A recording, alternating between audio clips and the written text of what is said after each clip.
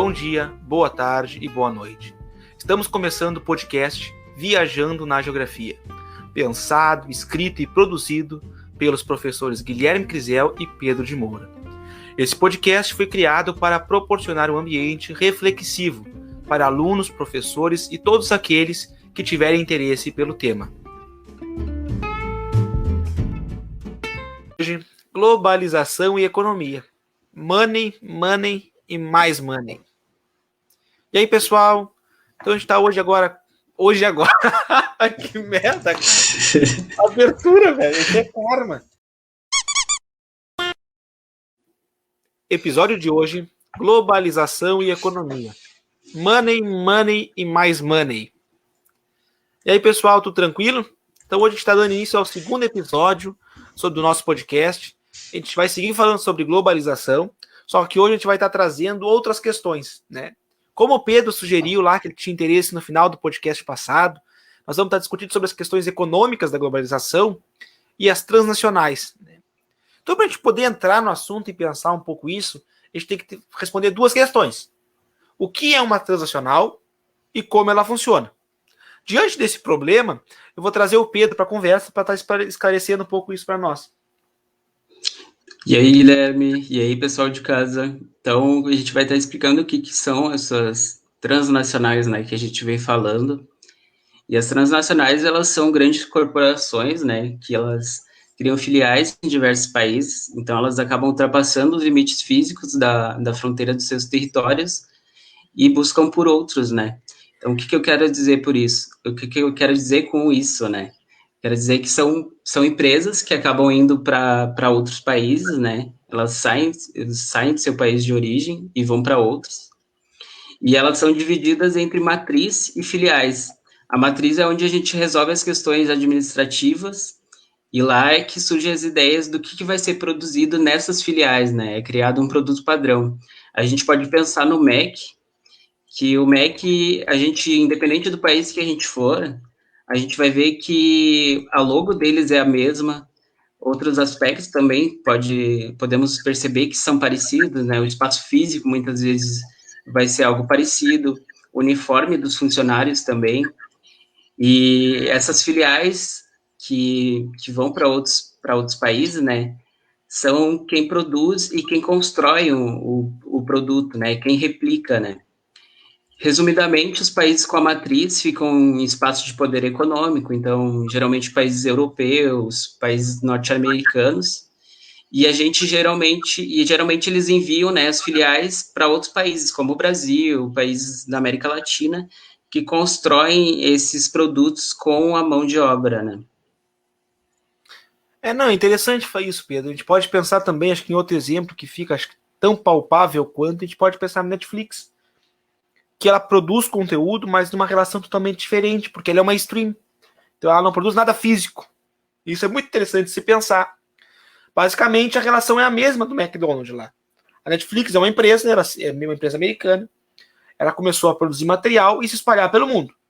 Então ela, primeiramente, ela só tinha materiais, ela comprava o direito do material para expor, né, para levar para fora, para vender, revender aquele material, entre aspas. Mas depois ela começou a produzir seu próprio material. E aí entra algumas questões interessantes.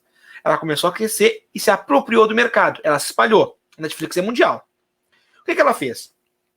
Ela começou a se apropriar culturalmente dos países. Como assim, Guilherme? Está se apropriando culturalmente do país da Netflix? Pensa comigo. Se você entrar na Netflix agora, a gente vai ver o quê? Que tem produções brasileiras. Séries com atores brasileiros. Há um tempo atrás, isso não tinha. Porque no Brasil, a Globo era a hegemonia de produção de material de vídeo. Novela, filme, era a Globo. Né? Ela havia uma relação de poder hegemônico ali. Com a Netflix, ela quebra isso. Se você entrar na Netflix agora, a gente vai ver que tem muito anime, que também era um troço que era culturalmente japonês ou coreano, não era tão globalizado, e a Netflix está produzindo e distribuindo. A gente pode pensar também nos doramas coreanos, né? E aí, a partir do momento que a Netflix ela entra no mercado, ela começa a se apropriar do consumo das pessoas, ver o que as pessoas utilizam, e a partir disso ela produz material. Um exemplo legal que eu vi numa entrevista agora, até com o Wendel Bezerra, que é o dublador, aquele que faz a voz do Goku, ele é um carinha legal, estava numa entrevista, ele falou o seguinte, a Netflix ela revolucionou a relação das empresas com a dublagem. Entendeu? Porque ela fez o quê? Ela visitou o Brasil, porque ela percebeu o quê? Que uma dublagem ruim afasta o consumidor. O consumidor não gosta de dublagem ruim. Ninguém gosta de ver um filme onde o dublador chama os policiais de tira. Não funciona, uma merda. Então o que ela faz? Ela vem aqui, vistoria os estúdios, escolhe um pequeno grupo de estúdios, que somente eles podem dublar o material da Netflix. Isso agora mais recente. Antes ela fez muita cagada botando um estúdio ruim a dublar. O que está acontecendo? Tu consegue manter um padrão. Tu aumenta a acessibilidade e tu vende o produto. Porque o brasileiro consome muito dublado. Não só o brasileiro, vários países do mundo gostam do material dublado. Então ela fez isso por quê? Porque ela é legal, ela se preocupa com o brasileiro? Não. Ela fez isso porque ela precisa de um espaço no mercado. Para ela poder competir com uma empresa nacional, que é a Globo, ou com outros grupos, ou se manter no poder, né, se manter numa relação de poder, digamos assim, com a Amazon, com outras empresas de streaming que vem surgindo, até a Disney agora com a dela, ela tem que ser diferenciada do trabalho. E ela vai fazer como isso? Agradando o consumidor. Né? Eu acho que é interessante a gente pensar nessa relação. Mas, Pedro, eu estou falando de algumas coisas positivas, né? Eu queria que tu falasse um pouco dos pontos negativos dessas transnacionais do Brasil. O que afeta a nossa vida, esse troço? Então vamos pensar sobre os pontos negativos, né? Então o que a gente pode pensar, né? A chegada em massa, né? Dessas transnacionais em grande parte dos países latinos, Brasil, Chile, Argentina e os países vizinhos, né?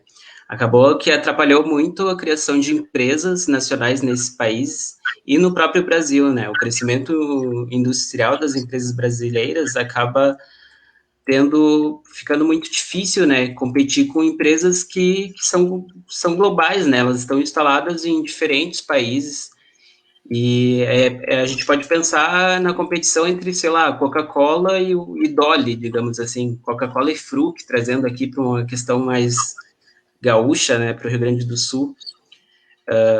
Será que essa competição é igual? Eu acho que é isso que a gente pode pensar, né? Qual o nível de produção da Coca-Cola, que está em diversos países, para um Fruc, para um Dolly? Será que o poder dessas empresas são iguais ou é diferente? Então, a gente pode pensar, digamos que a Coca-Cola, parte do lucro da Coca-Cola, dessas empresas transnacionais, elas não ficam no Brasil. Uma boa parte desse dinheiro acaba indo para os países de origem, né? Para países europeus, países norte-americanos, e fica na matriz, né? Que foi o que eu falei anteriormente. E isso faz com que a gente tenha uma dependência de empregos dessas empresas, de questões econômicas e tecnológicas até mesmo desses países, né? Apesar da gente produzir boa parte das peças dos celulares e ajudando contribuindo para essa mão de obra, né? A gente acaba comprando celulares que são de outros países, né? Digamos, a maioria dos celulares, sei lá, Samsung, se for ver, é da China, né? Por mais que tenha uma linha de montagem, a gente acaba comprando celulares caros, que, enfim, tem impostos em cima disso. E para mudar essa realidade, a gente precisaria de políticas de incentivo do governo para que as nossas empresas brasileiras consigam se manter e competir com empresas de fora, né? Até mesmo criar empresas novas. Porque mão de obra, pessoas para produzir isso a gente tem, né? A gente tem diversas pessoas formadas em nanotecnologia, engenharias, e muitas das pessoas acabam trabalhando para essas empresas ou tendo que ir até mesmo para fora, né? E por que o governo não incentiva, né, a criação desses produtos? Por que a gente não utiliza, então, disso para a contribuição para o nosso país, né? Então, pessoal, nós acabamos tendo que dividir o episódio para que ele não ficasse muito longo e muito cansativo para vocês. E a gente vai estar disponibilizando essa outra parte em seguida na plataforma. Então, agradeço por vocês estarem ouvindo até aqui. Um grande abraço, se cuidem. E o momento indicação, né, que é o momento que sempre fica no final do episódio, ele vai ficar no próximo episódio. Então, não perca.